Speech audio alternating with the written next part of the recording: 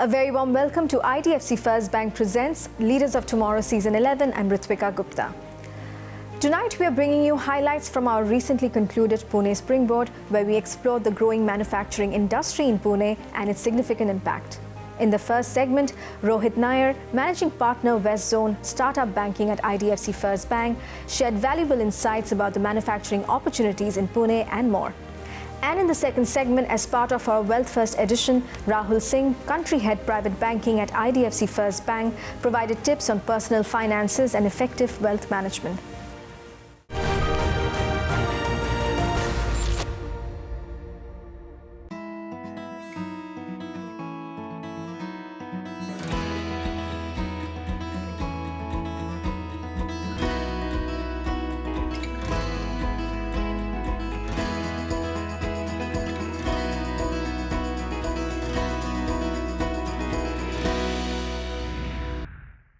What an august gathering that we have. It's always been a pleasure to address the crowd of Pune. Not that I've done this many times before, but yes, it's an absolute gathering to see you here in very large numbers. So a huge welcome to all of you. So before I tell you our story, I just want to touch upon the macros a little bit. Not too many points, just 4 basic points I would like to tell you. Our GST collections all-time high, 1.8 trillion. Our PMI manufacturing at a 4-month high. We've bounced back from the pandemic times with some really heavy lifting and some conducive policies by the government. And G20 presidency couldn't have come at a better time, showing a great deal of strength and, of course, what the country's view of us. So I'll quickly begin.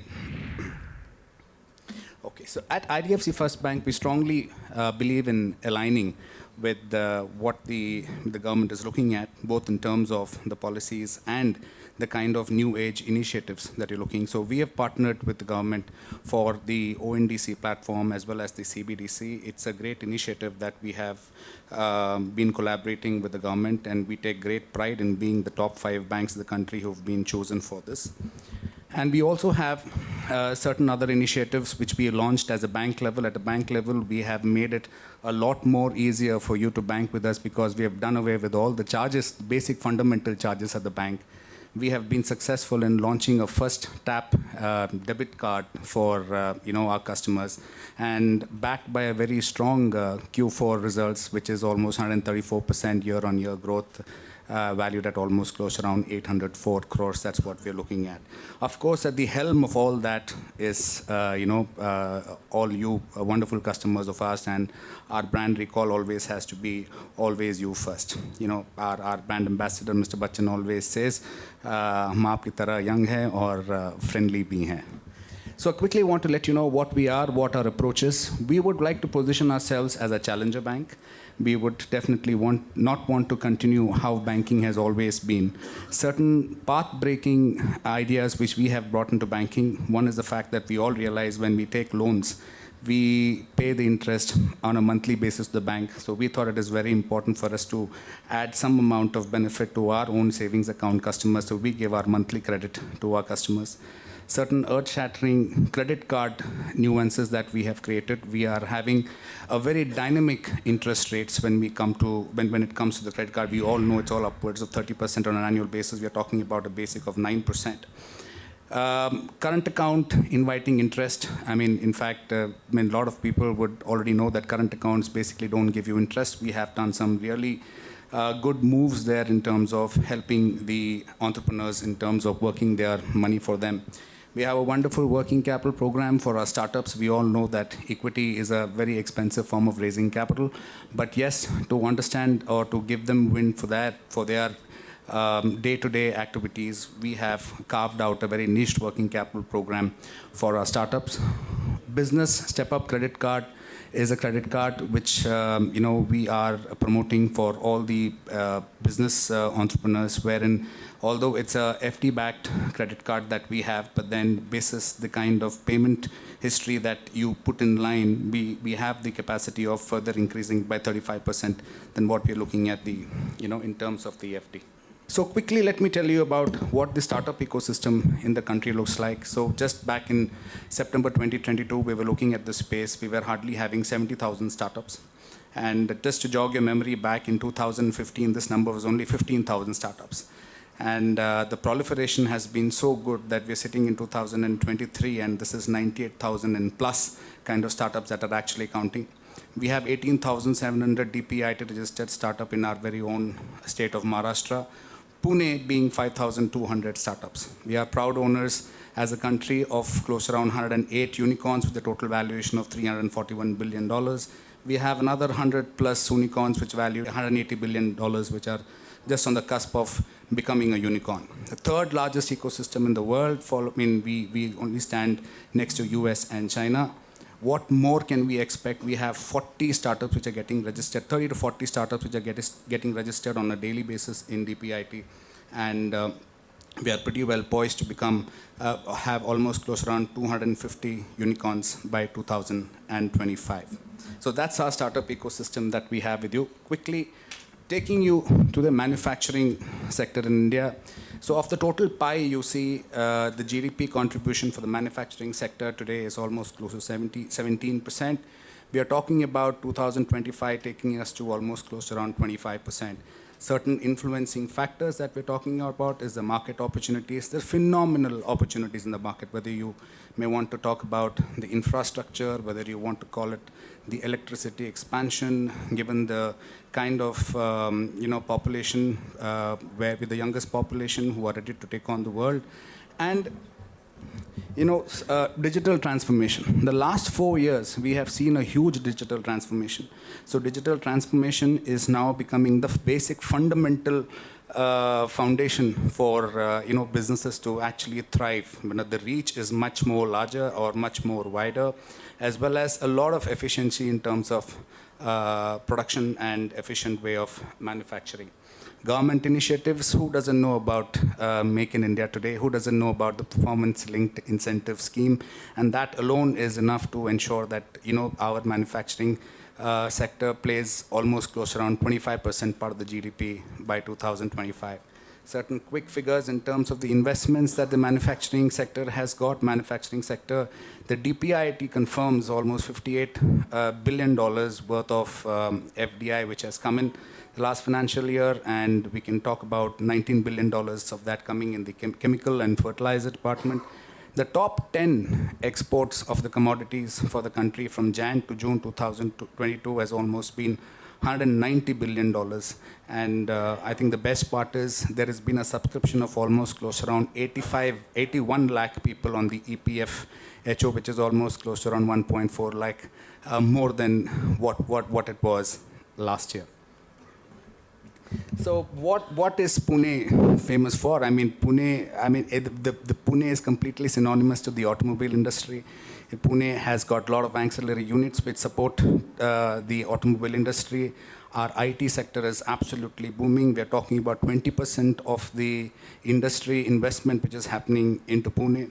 What are the reasons? And we have almost close to around 5,000 startups in the IT space in Pune as well.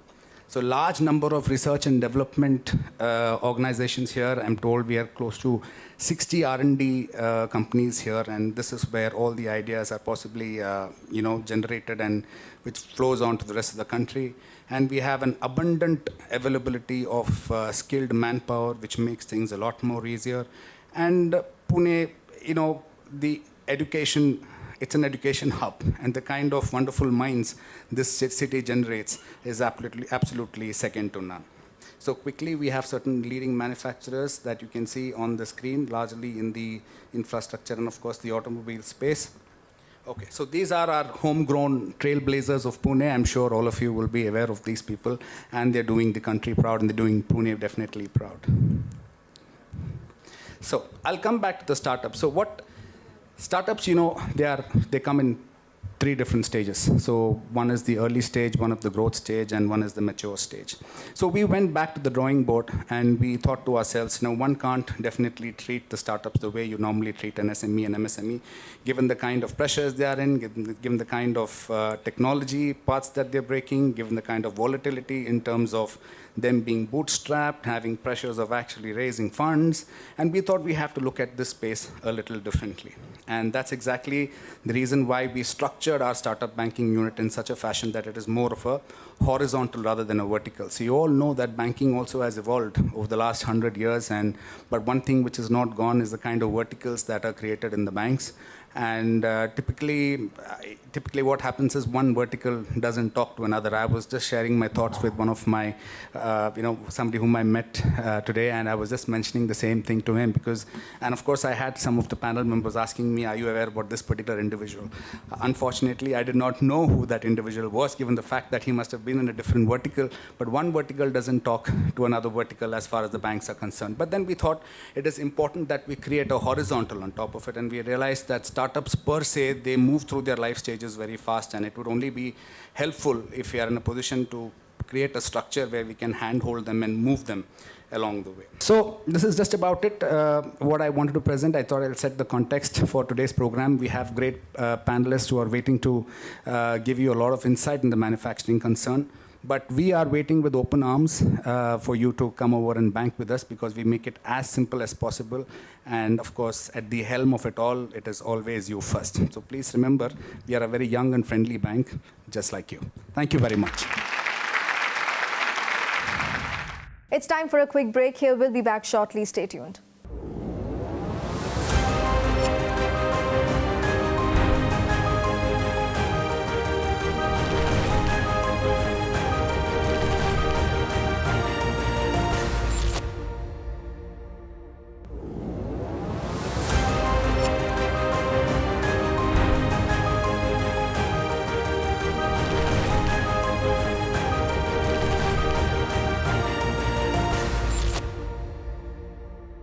Welcome back. You're watching IDFC First Bank presents Leaders of Tomorrow Season 11. Tonight we are bringing you highlights from our Pune Springboard.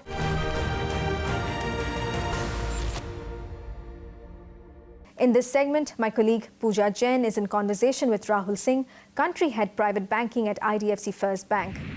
There is no one-size-fits-all formula when it comes to securing your financial future. But we could all use a little help along the way. And it's with that spirit in mind that I want to bring an expert on stage. Please keep your questions, your queries, your comments handy. And the hope is that as a result of this particular conversation, we can all collectively march one step forward towards our financial aspirations. So with that, ladies and gentlemen, if I could please invite on stage the country head of private banking with IDFC First Bank. Please put your hands together for Rahul Singh.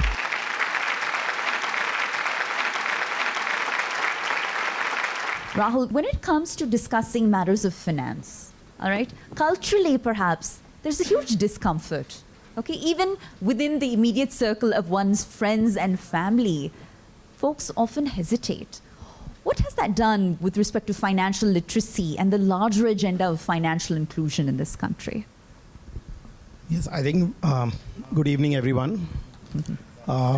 So we are not taught how to make money in schools. I think a lot of things we are taught math, we are taught English. But I think it's very important that children are taught how to make money, because one of the most important ingredients intuitively we know as Indians, the power of compounding, and the time is the most important essence of making money. So if you start, just to give you an example, instead of starting your savings at 35, if you start at 25, just 10 years early, and with the same amount of money, at 60 you will have 3 times more corpus just by starting 10 years early. So that I didn't know. I started my first investment when I was fortunate to start my career in a financial services company. So I only started then, because earlier it was not taught in school. Absolutely. And we all make mistakes as we go, except that when one is an entrepreneur, the stakes are, of course, a lot higher. And oftentimes the lines begin to blur between, say, personal cash flow and corporate cash flow, especially if there's a business that is particularly small, an individual proprietorship, or even a family-owned and operated business, as we were discussing earlier. How does an entrepreneur not fall into that trap? So I think we manage wealthy families. So my vertical, we manage the wealthy families of the bank, the top tier families. So one of the key, common threads we see in most of the families is that they don't separate their business risk with their family wealth.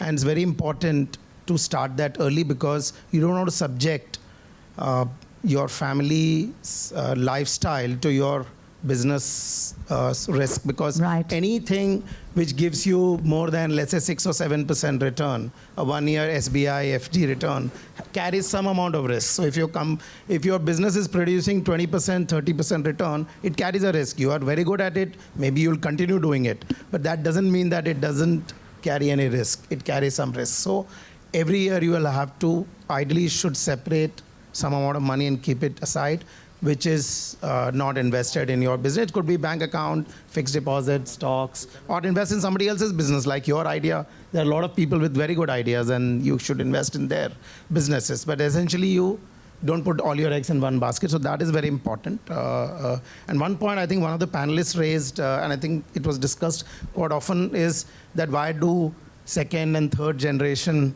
they don't continue the business. And this problem is also we see in most of the wealthy families.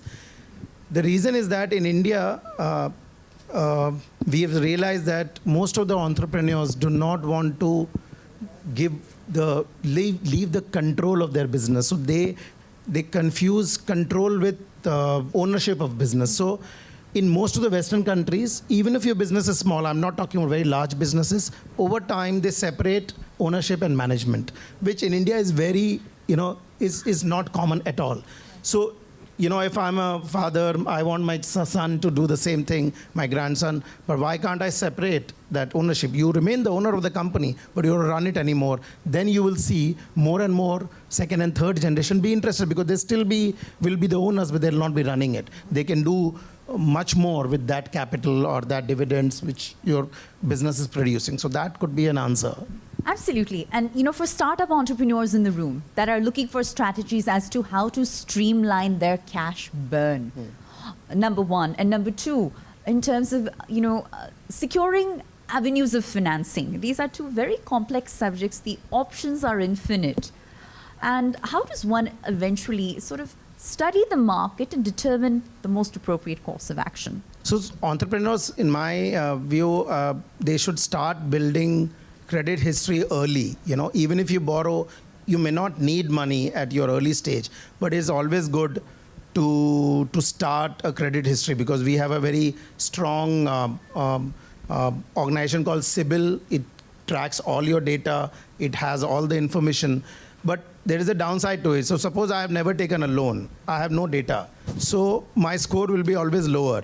So, for example, if I'm buying a home, and you have all the money to pay, but still it's better to take a 20-30% of that as a bank loan, because it creates a credit history. So same way in your business, even if you don't require a working capital, it's always good to start small, build your credit history, so that as you become bigger, the banks, you create a CIBIL history, and the banks will be able to evaluate you better.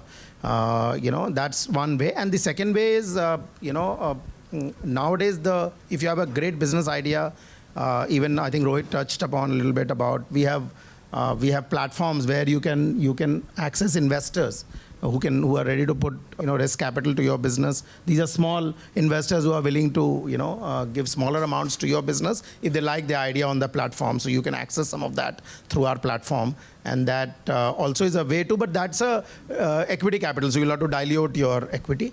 But what I'm talking about earlier, what I was talking about is more building your credit history, which will allow you to, as you become bigger, to access credit. All right. And Rahul, by way of last question, I think there are two broad philosophies when it comes to managing one's corporate finance or personal finance. One is, of course, start early. And the second is, of course, jab jago tab savera. Right. So which of the two do you subscribe to and why? Well, starting early is always better because you can't. So there is a Chinese proverb which says the best time to plant a tree was 20 years back, and the second best time is now. Okay, so it's never too late. All right. Wonderful. Ladies and gentlemen, huge round of applause for Rahul Singh. If there are any questions from the audience, we can certainly take them now. Yes, let's get the gentleman in the back row mic, please. When will RIAs get the same kind of respect as CAs? Good question. I think the industry is in evolving phase. I was talking to, if you know, in India, all RIAs put together, whether they are working with a bank or independent, all put together, there'll not be more than 15 or 20,000 advisors because this industry is very new. About 20, 25 years back, the first wealth advisor or a wealth manager was probably started. But just to tell you, in US, there's a company called Edward Jones. It is a 100-year-old company. Can someone take a guess how many advisors that single company has? RIAs. It's about 14,000. One company has 14,000 advisors. So the market is bigger. Of course, in India also it will happen. The business is a bit like a chartered accountant or a lawyer or a doctor. You build your own business using somebody else's platform. So even my team, I have about 130 people who are essentially wealth managers, private bankers. So they are running their own business. They source clients, they build client base and use my platform, the bank's platform, to build their business. And they take a cut in the revenue which they generate. So it's like a profit sharing. So like in a lawyer firm, we both can join, become a lawyer, and then share the profits. Something similar is happening. So as the industry grows, it will take more respectability. Thank you. Are there any more questions from our audience? I got two questions, if you allow me to ask. The first question is that you specified something about DMAT, right? Yes, sir. It takes really faster process to open. But I had seen it takes very old process to close down in case of some defects found. Maybe so why this is happening? Something for somebody to solve. Some problems do need to remain. Why can't there be an online closure like an online opening? Yeah, so it's to do with the fact there are certain regulations, so it's not very easy to close. I think it'll get better. We are already seeing that changes, but it'll get better. So I agree with you, closing is not that easy. Okay, my second question is related to compliances. The question comes that, does IDFC has the roadmap to simplify the compliance processes for a startup company? So, sir, we don't have, that's not our core competence, but as in our beginning keynote speech, if you saw, we have an ecosystem where we try and eliminate we have partners who can help you eliminate all your non-core work, which includes payroll, accounting, taxes. So you focus more on your core business. So you can make use of some of that. It's at a discounted rate. And if you want more details, my team members are here. They will be able to explain after the event. But it is possible. But that's not our core competence. So we don't depend on our partners to help you in that. Thank you. Huge round of applause for Rahul Singh, everyone. Thank you. That's a wrap on this episode of IDFC First Bank Presents Leaders of Tomorrow Season 11. I'm Ritvika Gupta signing off. Thank you and good night.